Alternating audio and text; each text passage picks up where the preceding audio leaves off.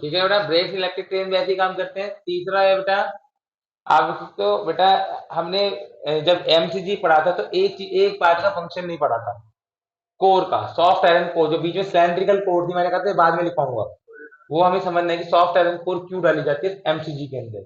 Third application है electromagnetic damping. Third application है बेटा इलेक्ट्रोमैग्नेटिक डैम्पिंग। सर डैम्पिंग की स्पेलिंग बताना। DAMPING damping. थर्ड एप्लीकेशन है बेटा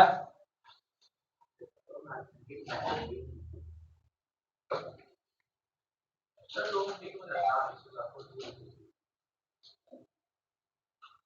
इलेक्ट्रोमैग्नेटिक डैम्पिंग। इलेक्ट्रोमैग्नेटिक डैम्पिंग में क्या होता है बेटा, देखिए आपके पास ये एमसीजी है, इसके बीच में सॉफ्ट आयरन की कोर पड़ी होती है, जिसके ऊपर हम सिलेंड्रिकल सॉफ्ट आयरन की कोर होती थी। इसका फंक्शन हमने नहीं पढ़ा क्यों होती थी। इसके ऊपर कॉइल होती थी। इसके ऊपर क्या होती थी, कॉइल। इस कॉइल से कौन अटैच होता था, पॉइंटर।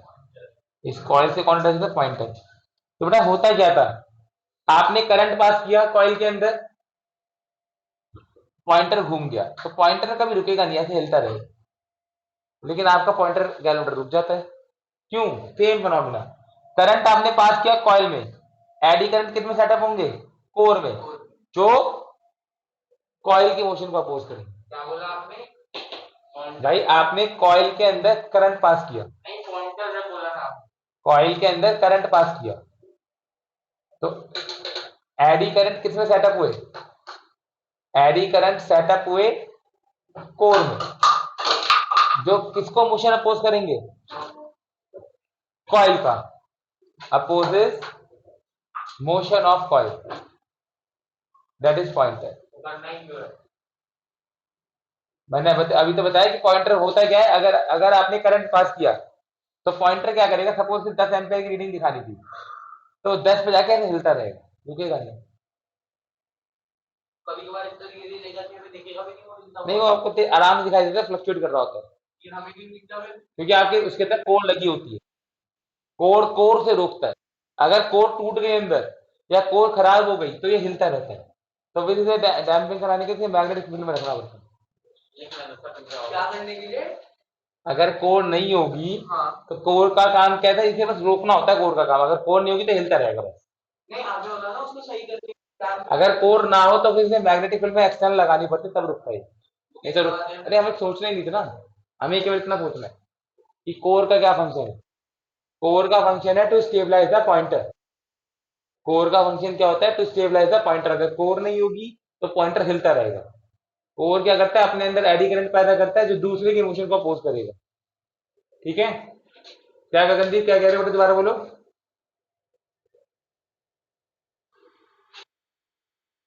बेटा हर जगह एक ही काम हो रहा है, एक कॉइल के अंदर से करंट, एक चीज के अंदर से करंट पास कर रहा है कॉइल के अंदर से, ठीक है, जैसे हमारा सॉलोनॉइड के अंदर करंट पास कर रहा था। एडी करंट दूसरी चीज में सेटअप हो रहा था, यहाँ एडी करंट सेटअप हो रहा है कोर के अंदर, वहां पटरियों के अंदर हो रहा था, जिसकी वजह से सोलेनॉइड का मोशन अपोज हो रहा था। यहाँ पर किसका मोशन अपोज होगा, कॉइल का।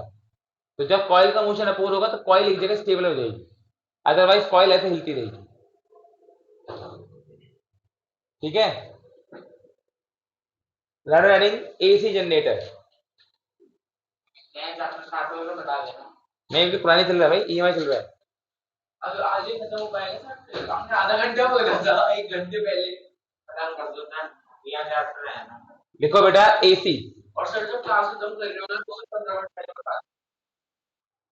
Oppose the motion of coil, that is pointer. बता दो।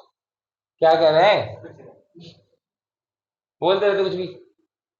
लिखो बेटा एसी जनरेटर। तो अभी हाँ, आपका क्वेश्चन है एक generator. Motion of coil that is pointer. Coil और पॉइंटर एक ही साथ जुड़े हुए हैं ना। हाँ, क्या कह रहे तू, चौथी एप्लीकेशन है एसी नहीं जनरेटर। हेडिंग है अलग, जब खत्म सा होता है वो प्रतीक लग रहा है मुझे चैप्टर। पता नहीं तेरे को क्यों दिखाई दे रहा है, ये तो बहुत बड़ा चैप्टर है।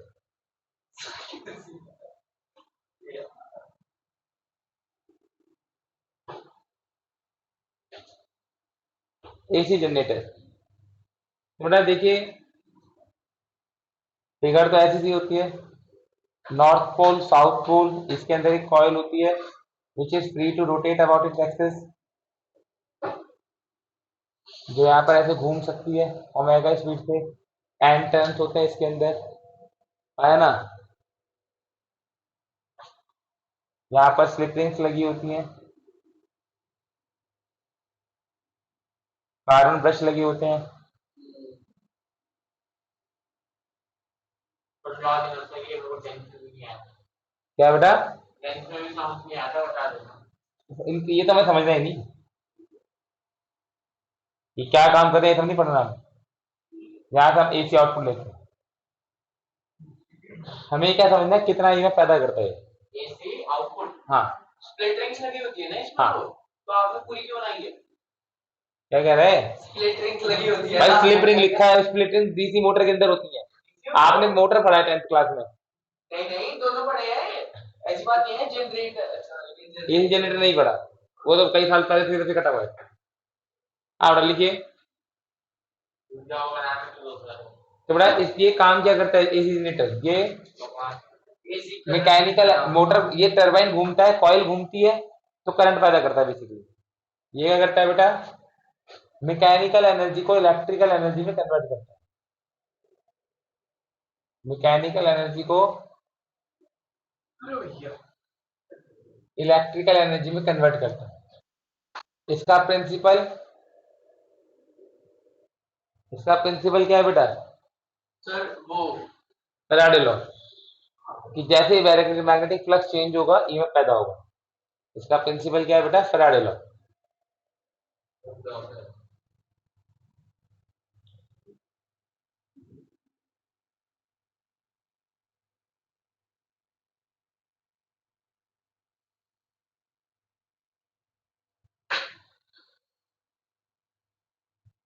सर ये टॉपिक करके खत्म कर लेंगे आज। आज क्लास है। सर ऐसा मत बोलो सर, थक जाएंगे, बच्चे हैं हम। हाँ बेटा, जो नहीं है दे मस्ट सफर। सफर तो हम करते हैं। हाँ बेटा, प्रिंसिपल बेटा फैराडे लॉ। फैराडे लॉ क्या था? EMF is induced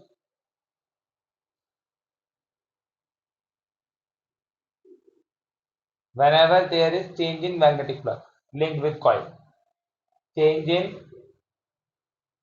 magnetic flux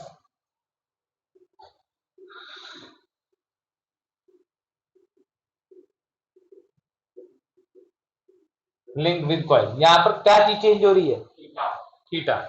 भाई अब मैग्नेटिक फील्ड ऐसे है ना, ये कॉइल घूम रही है तो इनके बीच का थीटा चेंज हो रहा है। थीटा क्या कर रहा है? चेंज हो रहा है। तो यहाँ पर बेटा थीटा चेंज हो रहा है। यहाँ पर कॉस क्या है बेटा? थीटा का चेंज हो रहा है। यहाँ पर कॉस है, थीटा चेंज हो रहा है। तो फ्लक्स कितना होगा? फ्लक्स कितना होगा बेटा? N integral of B dot D S, N integral of B dot D S N B A cos theta लिख सकता हूं। इंटीग्रल ऑफ डी एस को मैंने क्या लिख दिया? Area.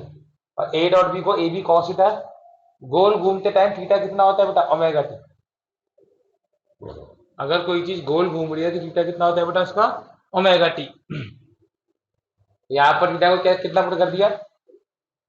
N B A cos theta, cos theta को omega T put कर दिया, थीटा को क्या पुट कर दिया? Omega T. ठीक है।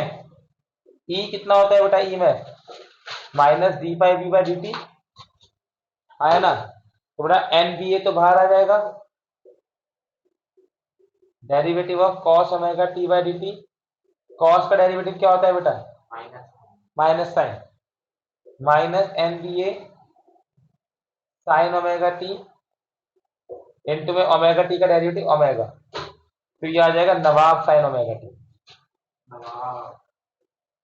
ये आपका इंड्यूस, इसको कहते हैं बेटा इंस्टेंटेनियस ईएमएफ, जो एसी जनरेटर पैदा करता है।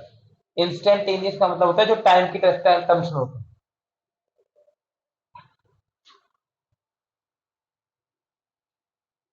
सर ओमेगा स्क्वायर क्यों नहीं आया? क्या हो गया? नहीं नहीं, इंस्टेंटेनियस ईएमएफ। ठीक है, जहां पर हम इसे लिखते हैं E equal to E naught sine omega T, जहां पर ई नॉट हम क्या है बोलते हैं, here E naught is equal to नवाब, ई नॉट को बोलते हैं peak voltage, peak voltage, amplitude या मैक्सिमम वोल्टेज, एम्पलीट्यूड या फिर मैक्सिमम वोल्टेज। ये जो करंट पैदा हुआ साइन की टर्म्स में आ रहा है ना, तो ये जो करंट पैदा हुआ किसकी टर्म्स में आ रहा है, साइन की, उसका ग्राफ क्या होगा, साइन एक्स का, ये मैं वर्सेस टाइम का। सर एक बार ये फिर से बता दो क्या क्या लिखा है, पीक वोल्टेज लिखा है, इंडिया में लिखा आपने एम्पलीट्यूड या मैक्सिमम वोल्टेज। इंडिया के अंदर बेटा जो फ्रीक्वेंसी होती है इसकी, इंडिया के अंदर जो एसी करंट की फ्रीक्वेंसी होती है वो 50 हर्ट्ज होती है। इंडिया में जो एसी करंट सप्लाई होता है उसकी जो फ्रीक्वेंसी होती है बेटा वो 50 हर्ट्ज होती है, ठीक है। इंडिया में जो एसी करंट सप्लाई होता है उसकी जो फ्रीक्वेंसी होती है वो बेटा 50 हर्ट्ज होती है। ओपन द एनसीईआरटी, बाकी चैप्टर नेक्स्ट वाले पढ़ेंगे, पहले थोड़ी बैक से क्वेश्चन कर लेते हैं। तो मतलब बोल दो ना सर, वो भी नेक्स्ट क्लास में करा देना। नहीं नहीं नहीं सर घर में बोल दो, नहीं बोल रहा आधा घंटा लगेगा भाई, बोल दे भाई। देखो बेटा हॉस्पिटल ठीक है 6.11 सर, पेज नंबर 226 एग्जाम्पल 6.11 करना है अभी। एग्जाम्पल 6.11 बैक एक्सरसाइज, अभी हमें करना है बेटा एग्जाम्पल 6.11 बैक एक्सरसाइज 6.3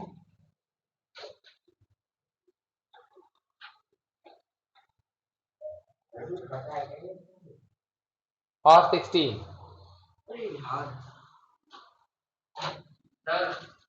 ठीक है, फिर देखेंगे 17 एक ज्यादा मुश्किल क्वेश्चन है, देखेंगे करना ही करना है। ये तो अभी करना ही है 6.11 6.3 एक 6.6। बार बता दो जो भी चैप्टर बचा वो कितने पेज में आएगा, 4-5 पेज में आएगा। चैप्टर खत्म हो गया, खाली क्वेश्चन मिल गया। चैप्टर खत्म हो गया, मैं पूछ रहा था आपसे कि मेरे को चैप्टर खत्म होता था दिन लग रहा है, आप बोला ऐसे लग रहा है। हाँ बेटा, हाँ बता दो सर।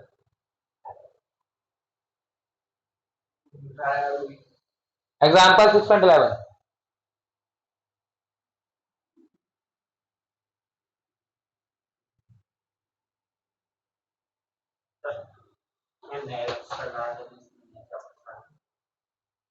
तो मैंने सवाल पूरी कर दी है।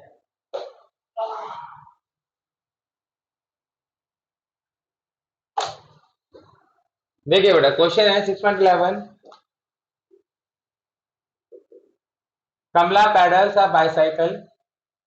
A bicycle having are attached to a 100-ton coil of area 0.1। एक कॉइल है जिसके अंदर 100 टन है और उसका एरिया 0.10 मीटर स्क्वायर है। Coil rotate half a revolution पर सेकेंड, हाफ रिवॉल्यूशन पर सेकेंड, ठीक है। In magnetic field, normal magnetic field 0.01 Tesla. आपको बताना है मैक्सिमम वोल्टेज। अभी बताया बेटा मैक्सिमम वोल्टेज, पीक वोल्टेज का फॉर्मूला नवाब होता है ना। पीक वोल्टेज का फॉर्मूला क्या होता है, आपसे ई नॉट पूछा है तो आपको बस नवाब लगाना, खत्म क्वेश्चन। नंबर ऑफ टर्न 100 दे रखे थे, revolution is not the SI unit, इसे 2 पाई से मल्टीप्लाई करके रेडियन में कन्वर्ट करना पड़ेगा। दूसरा सेकंड में है ही, हाफ इंटू में 2 पाई रेडियन पर second that is pi, into में पाई का वैल्यू 3.14, एरिया कितना आ गया बेटा 0.1, इनटू में मैग्नेटिक फील्ड कितना आ गया बेटा 0.01। इतने वोल्ट इसका आंसर।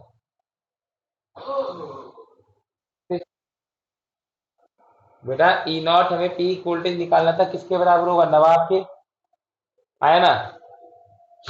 तो नंबर ऑफ टर्न्स हमें दे रखे हैं 100, एरिया दे रखा था 0.1, मैग्नेटिक फील्ड दे रखी थी 0.01, ये क्या था हमारे पास डब्ल्यू दे रखा था हाफ रिवॉल्यूशन पर मिनट पर सेकेंड, लेकिन ऐसा यूनिट होते रेडियन पर सेकेंड, तो 2 पाई से मल्टीप्लाई कर दिया। एक्सरसाइज क्वेश्चन नंबर 6.3 फटाफट करो बेटा। क्या क्या किया, ये लास्ट क्वेश्चन है ना। हाँ लास्ट एग्जाम्पल है। हाँ मतलब वही अभी तो बैक से बोल रहे थे। Back exercise question number 6.3।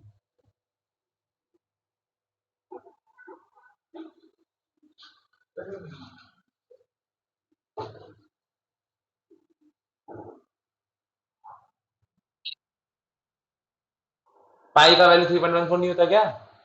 उल्टा तो अरे भाई ये वाला पाई 3.14 लिखा है, डब्लू वाला।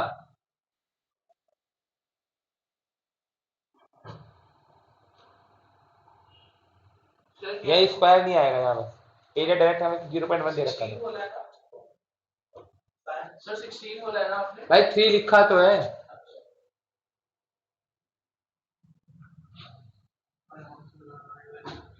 करो, ये करना पड़ेगा, चकने से क्या होता है।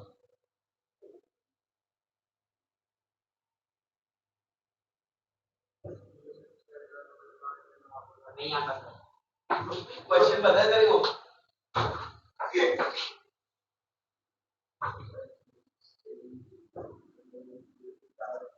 और क्या हुआ सर, 2 एम्पियर तो 4 एम्पियर 0.1 सेकंड में चेंज हो गया। कॉपी मेरी, कॉपी मेरा क्वेश्चन सॉल्व कर।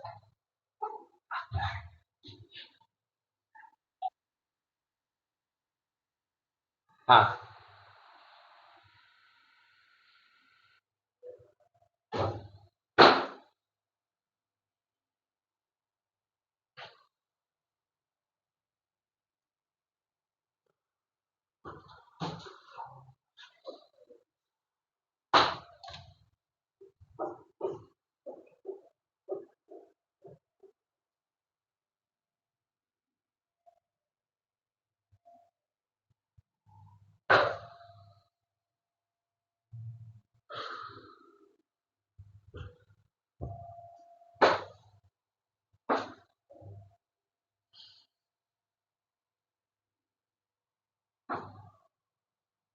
देखो बेटा, आपके पास एक सॉल्वेंट दे रखा है, a long solenoid of turns and 15 turns per centimetre. आपके पास एक लॉन्ग सोलेनॉइड है जिसमें नंबर ऑफ टर्न्स है 15 टर्न्स पर सेंटीमीटर, ठीक है।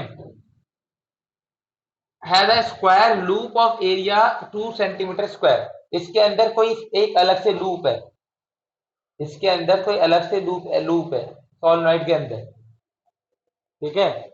इस लूप का जो एरिया है वो 2 सेंटीमीटर स्क्वायर है। Has a square loop of area 2 centimeter square placed inside the solenoid normal to its axis। इसके एक्सिस के perpendicular, normal to the axis पड़ा हुआ है ना, एक्सिस के परपेंडिकुलर पड़ा हुआ है। इफ द करंट सोलेनॉइड के अंदर, सोलेनॉइड के अंदर करंट जो है 2 एम्पियर से 4 एम्पियर चेंज करता है इन 0.1 second, in 0.1 second. What is the induced EMF in the, what is the induced EMF in the loop? Loop या कॉइल? कॉइल, मतलब इसके अंदर इंड्यूस ईएमएफ कितना होगा बड़ा, ये 1 हो गया, ये 2 हो गया। सर जो इसमें या फिर इसमें जो बीच में लेंगे किस में इंड्यूस होगा? छोटी वाली में। क्यों? पहली में फ्लक्चुएट कर रहा है, दूसरी में इंड्यूस होगा, हाँ म्यूचुअल इंडक्टेंस, बस वही लगा है। हमें बताया इसमें कितना करंट ईएमएफ इंड्यूस होगा, तो ईएमएफ का तो formula minus d five by D t यही आया ना, तो ई टू होगा minus d five two by d t का मैग्नीट्यूड। फ्लक्स क्या होता है? N integral of B dot d. लेकिन अभी बताया जब म्यूचुअल इंडक्शन हो रहा था बी दूसरे का लेते हैं, अभी बताया था नहीं बताया था, ये होगा N two integral of B one dot D s. D s यहाँ पर कॉमन हो दिया होता है, ये बात मत छोड़ देना, आया ना। N two integral of B one, अगर मुझे दूसरे का प्लस निकालना है तो बी मैग्नेटिक किसके लिए, दूसरे की, अपॉन में डी टी। मैग्नेटिक फील्ड का कैसी होगी बेटा, यहाँ पर ऐसी होगी, एरिया वेक्टर परपेंडिकुलर होगा, ये B2 और ये ds, थीटा कितना है 0 डिग्री। मैग्नेटिक फील्ड ऐसे आती है अंदर, थीटा परपेंडिकुलर, एरिया कितना रहेगा 0। N2 यहाँ है ही नहीं, इस N2 तो इसके टर्न्स है ना, इसके अंदर टर्न्स एक ही है, ठीक है, जो टर्न्स है वो किसके अंदर है, सोलेनॉइड के अंदर। सोलेनॉइड को मैंने 1 माना है, तो ये माइनस तो खत्म हो जाएगा, बचेगा क्या खाली, derivative of B A cos 0 by d t. Integral of d s को मैंने ए लिख दिया। सर 2 भी तो होगा। 2 कहां से आ अच्छा गया, ए ले लो यार, ठीक है। ठीक है, ये ए 2 होगा, ये बी 1 होगा। बी को म्यू नॉट एन आई लिखेंगे, आई हाँ, अपॉन बी दे रहा तो हूं। यहां से ए 2 बाहर आ जाएगा, मैग्नेटिक फील्ड होती है mu naught N I, A 2 mu naught N I by d t. A 2 into में म्यू नॉट एन बाहर आ जाएगा, d I 1 by d t. ठीक है, ए 2 कितना दे रखा था, इसका एरिया 2 सेंटीमीटर स्क्वायर, मीटर में कन्वर्ट कर लिया। म्यू नॉट आपको पता है 4 pi into 10⁻⁻7। Number of turns, ये बेटा टर्न्स पर मीटर होनी चाहिए, तो 1 सेंटीमीटर में 15 है, तो 1 मीटर में कितने होंगे, 1500। 1500 टर्न सर 15 पर मीटर। डी आई कितना है बेटा, 2 से 4 2 एम्पेयर, कितने टाइम में, 0.1 सेकेंड, इतने वोल्ट इसका आंसर। हाँ सर यही आता है।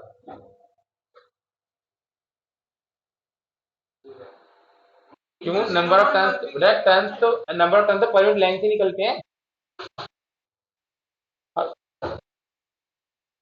तो पर ऐसा यूनिट तो मीटर है ना।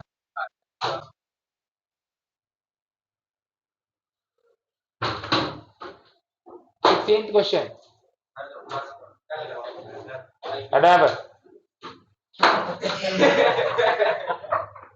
सर मैं समझ गया सर। 16th क्वेश्चन, दिल्ली के सीट पर सूरज बंदे आके मार्केट में टीचर में आंसर।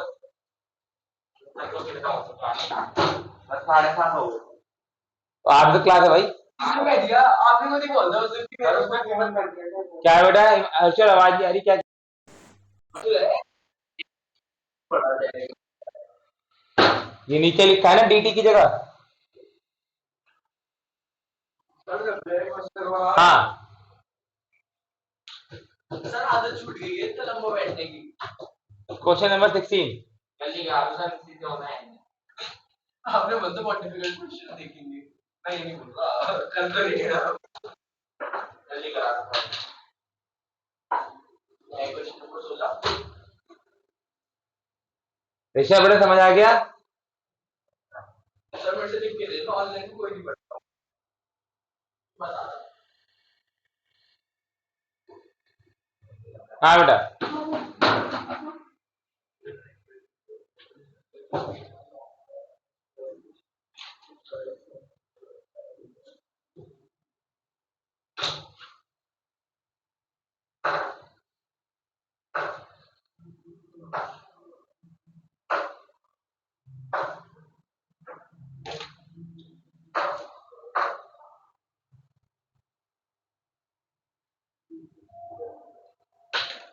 क्वेश्चन नंबर 16 फटाफट पढ़िए सारे बच्चे। आपको बेटा एक इनफाइनाइट लॉन्ग वायर दे रखी है, इससे एक्स डिस्टेंस पर एक स्क्वायर कॉइल है जिसकी एज लेंथ ए है, ये v वेलोसिटी से आगे भाग रहा है, आपको दोनों के बीच का म्यूचुअल इंडक्टेंस निकालना है। ठीक है, तो ये फर्स्ट चीज है, ये सेकंड चीज है। ठीक है, तो आपने यहां पर कॉज क्या है, इसका आगे भागना, आगे भागने से क्या हो रहा है, मैग्नेटिक फील्ड कम हो रही है, जितनी ये कॉइल दूर जाएगी उसकी फर्स्ट की मैग्नेटिक फील्ड लगनी उतनी कम हो जाएगी। तो आपने क्या किया बेटा, पहले आर डिस्टेंस पर डी आर थिकनेस की एक स्ट्रिप मानी। ठीक है, इस स्ट्रिप का एरिया कितना होगा, लेंथ इंटू ब्रेड्थ एरिया। इसकी जो मैग्नेटिक फील्ड होगी, करंट ऊपर है, मैग्नेटिक फील्ड कहाँ होगी, फर्स्ट की वजह से अंदर की तरफ। इसका एरिया वेक्टर की डायरेक्शन क्या होगी, या तो अंदर बाहर या अंदर, है ना, 0 या 180 थीटा जाएगा। जो इस कॉइल ये Da2 फर्स्ट की वजह से जो मैग्नेटिक फील्ड है बेटा वो अंदर की तरफ है। ठीक है, तो मैग्नेटिक फील्ड फर्स्ट है अंदर की तरफ, इसका जो एरिया वेक्टर होगा या तो बाहर की तरफ होगा या अंदर की तरफ होगा। तो थीटा यहाँ पर 0 या 180 से कोई अंतर नहीं पड़ता, cos 0 1 होता है, cos 180 -1 होता है ना। हम लेते हैं मैग्नीट्यूड ही ईएमएफ में, है ना। तो यहाँ पर हम इसको मान लेते हैं अंदर की तरफ, थीटा हो गया 0। आपने निकाला स्मॉल ईएमएफ जो सेकंड के अंदर पैदा हो रहा है, वो क्या होगा, N2 मैग्नेटिक फील्ड किसकी बेटा, फर्स्ट की, dot common area dA2। Number of turn इसके अंदर तो है ही नहीं, कॉइल के अंदर टर्न है ही नहीं, सारी टर्न या कहीं भी नहीं है। ये आ जाएगा इंटीग्रल ऑफ बी, क्या कह रहा है बेटा, कॉमन एरिया, इसकी मैग्नेटिक फील्ड में इतना एरिया कॉमन आ रहा है, V1 dA2 cos 0। Magnetic field कितनी होती है बेटा, mu naught I by 2 pi r, infinite long wire की वजह से। तो ये आ जाएगा B1 इंटू में A2, ठीक है। ये जो ईएमएफ आएगा, ठीक है, ये φ2 था, ठीक है। तो मैग्नेटिक फ्लक्स आ जाएगा B1 इंटू में A2, यस और नो, यस सर। हाँ। तो B1 आ गया mu naught I1 by 2 pi r, A2 हो गया ADR, ठीक है। ये डी फाई है, छोटा सा फ्लक्स, या फाई लिख लो, कोई दिक्कत नहीं मुझे इसमें। ये आ गया बेटा mu naught I1A by 2 pi DR by R, let it to be equation पर, ठीक है। ये बेटा छोटी सी सिप का तो डी फाई लिख सकते हैं, है ना। अब इसे कंप्लीट निकालने के लिए इंटीग्रेट कर दीजिए, ये जो फ्लक्स है छोटी सी सिप का है, कंप्लीट का निकालने के लिए क्या कर दीजिए बेटा, आप इसे इंटीग्रेट कर दीजिए, इंटीग्रेटिंग बोथ साइड्स,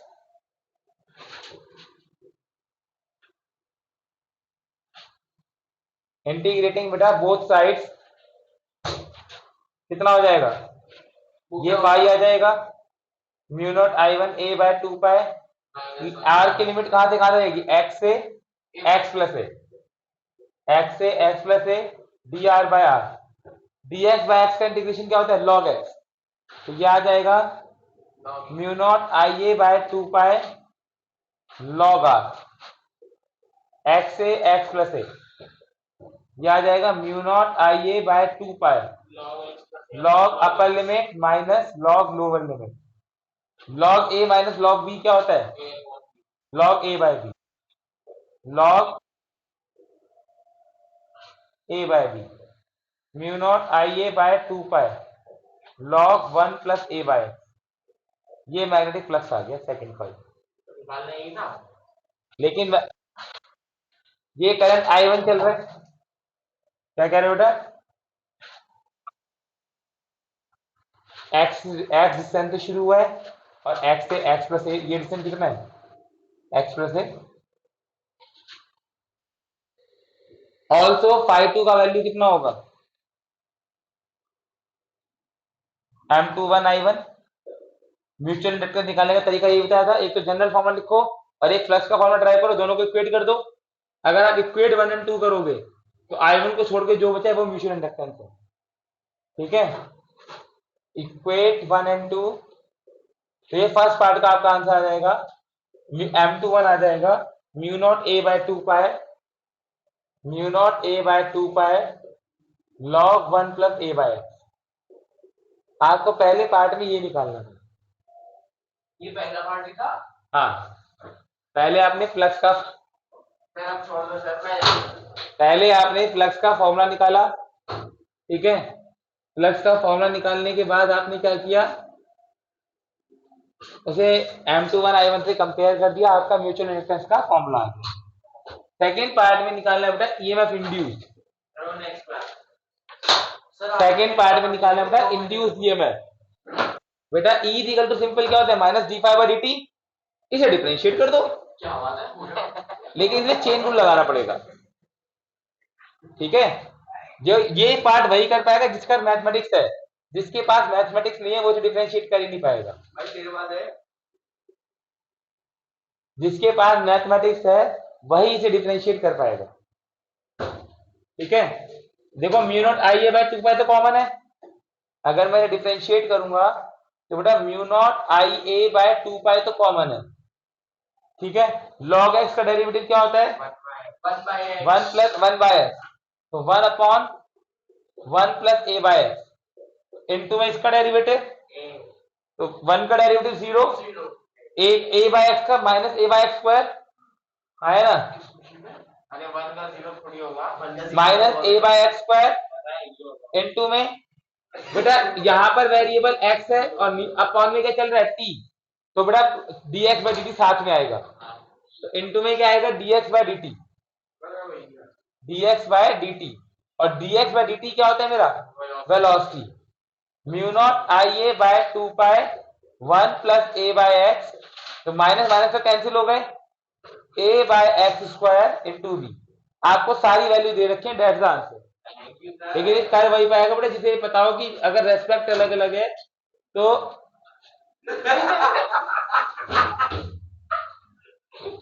अगर रेस्पेक्ट अलग अलग है तो नीचे इनटू में d y by d x लिखना होता है, जैसे यहाँ पर d x by D t, बाकी तो इसमें कुछ है ही नहीं।